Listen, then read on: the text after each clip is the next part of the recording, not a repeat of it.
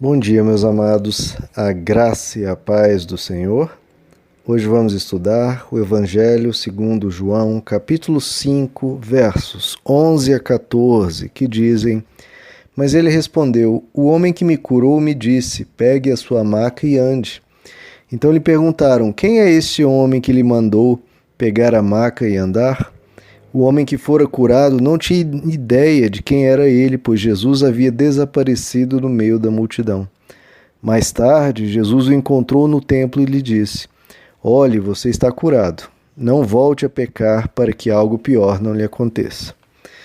Bom, queridos, aqui nós vemos a continuação da conversa do paralítico que foi curado com os líderes religiosos que estavam indignados de essa cura ter ocorrido no sábado, Que tragédia, queridos? Uma cura ocorrer no sábado.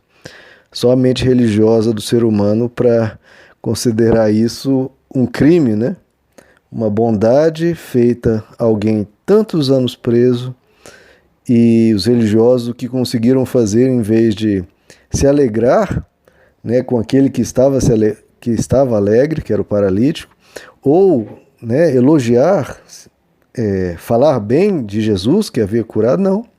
Estavam procurando perseguir, procurando acusar e condenar. Bom, mas da própria boca desses adversários, nós vemos que o milagre de Jesus é testemunhado, Porque eles dizem, quem foi esse homem que mandou você pegar a maca e andar? Então os próprios adversários estavam reconhecendo que aquele homem estava carregando uma maca e andando, Mostrando que a cura de Jesus foi instantânea e perfeita.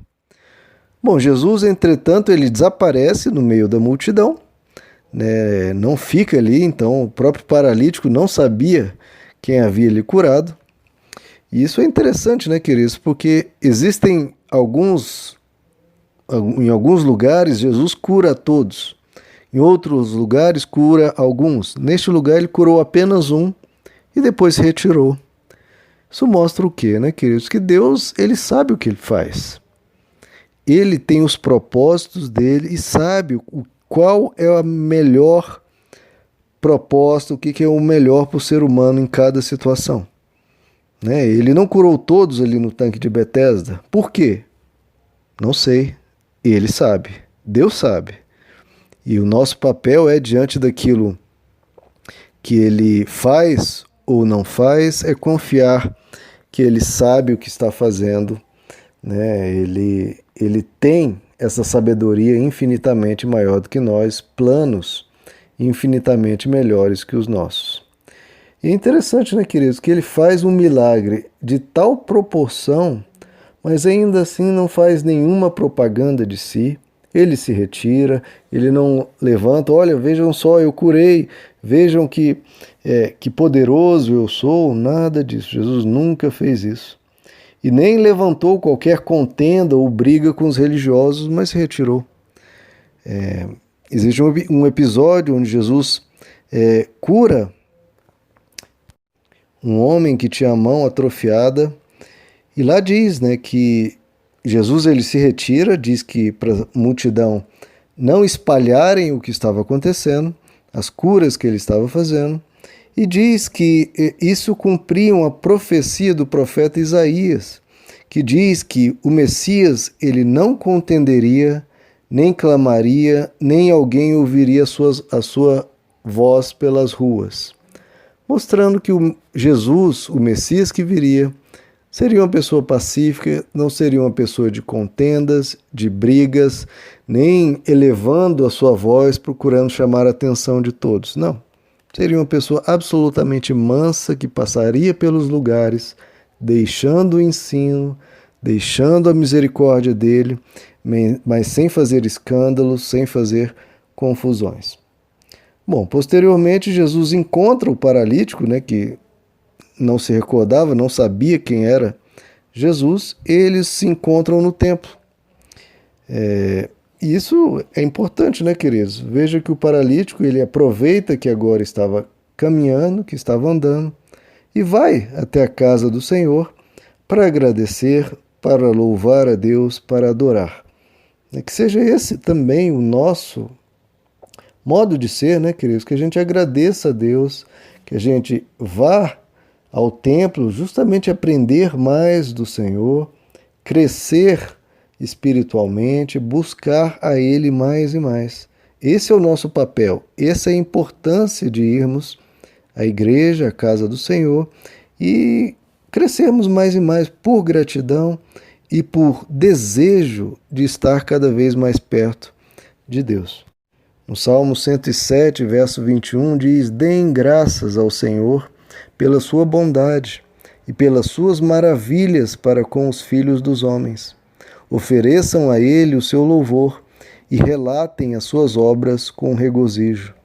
No Salmo 116, verso 12, diz: O que eu darei ao Senhor por todos os benefícios que Ele me tem feito? Como que nós poderíamos devolver tudo que Deus tem nos dado, né, querido? Em termos de vida, em termos de saúde, em termos de família. Deus é bom demais, queridos. Ele nos permitiu existir e Ele se interessa por nós a ponto de nos chamar à existência. Bom, depois Jesus conversa, né, com esse paralítico e diz: olha, não volte a pecar para que o pior não lhe aconteça. Não se diz aqui que tipo de pecado talvez ele tenha cometido anteriormente à sua doença, né? Porque Jesus diz: não volte a pecar. Parece que Jesus faz algum link aqui que talvez ele tivesse cometido algum tipo de pecado antes dessa enfermidade. Não sabemos o que, nós temos aqui poucas informações no texto, né? Se aquela enfermidade talvez tenha sido gerado por causa de algum tipo de confusão, né? Talvez de uma briga, talvez de um acidente, numa fuga, talvez roubando, assaltando, e ele numa fuga tenha caído de um lugar e machucado a coluna, né, e ficado paralítico, enfim. Não sabemos, né, o que talvez tenha ocorrido, talvez essa enfermidade, essa paralisia tenha sido causado por uma vida de transgressão da parte desse paralítico. E Jesus diz: olha, não volte a pecar, aprenda com seus erros. Aprenda com seus erros. Não faça isso novamente. Procure agora que a sua saúde foi restaurada a viver de uma forma correta. Porque também tem isso, né, queridos? Muitas vezes quando a pessoa está bem, se a pessoa alcança um status, alcança uma riqueza, recebe uma bênção de Deus, um presente de Deus, e o que a pessoa faz? Ela se corrompe. Porque agora está rica, porque agora está famosa, porque agora tem um negócio bem sucedido, o que ele faz?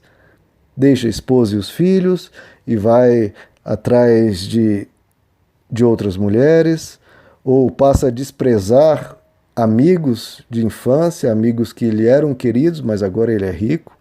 Então, muitas vezes, queridos, Deus nos abençoa e essa bênção acaba a pessoa transformando numa maldição, porque se aproveita agora de uma situação melhor e acha que está por cima da carne seca, pode pisar em todo mundo, pode desprezar todo mundo, e agora que tem poder, né, ele se corrompe. Então Jesus diz: olha, agora que você está curado, não use desse benefício para fazer o mal a si próprio. Não, use desse benefício para fazer o bem para si próprio e para os outros. Não peque, ande num caminho correto, ande num caminho honesto, que você vai ser feliz nesse caminho e não vai se perder. Então esse é o ensino para todos nós. Se eventualmente algum de nós prosperarmos ou recebermos uma bênção de Deus, que a gente aproveite essa segunda oportunidade, essa melhora de condição, essa cura, ou seja lá o que recebamos de Deus, para sermos mais gratos, mais fiéis a Ele, mais comprometidos em crescer espiritualmente, em crescer os nossos valores, em sermos pessoas melhores. Porque, queridos, essa é uma grande tristeza de Deus e um grande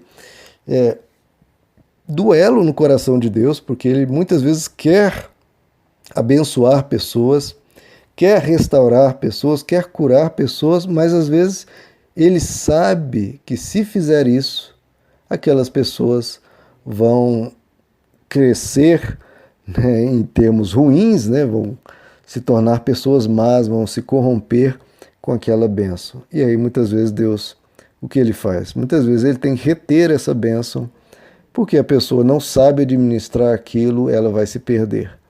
E outras vezes Deus, por tanta insistência, ele abençoa, mas vê a pessoa, ela mesma, se destruindo, caindo em caminhos tortuosos. Que a gente se cuide, queridos. Cuide do nosso coração. Sejamos pessoas mais simples, mais gratas, sempre mais honestas. Por isso a importância de o que ocorreu aqui, ele ir para o templo, para que a palavra o exorte, a palavra o corrija, a palavra mantenha aquela pessoa sob um estado de atenção, de cuidar da sua alma, de cuidar do seu coração, de não se perder. Ok, meus irmãos? Que a gente aprenda essa lição e busque sempre em Deus o caminho da humildade, o caminho da fidelidade a Ele, e a tudo que a gente receber, a gente use isso pelo bem do próximo e para louvar a Deus. Meus amados, que Deus lhes abençoe, a graça e a paz do Senhor.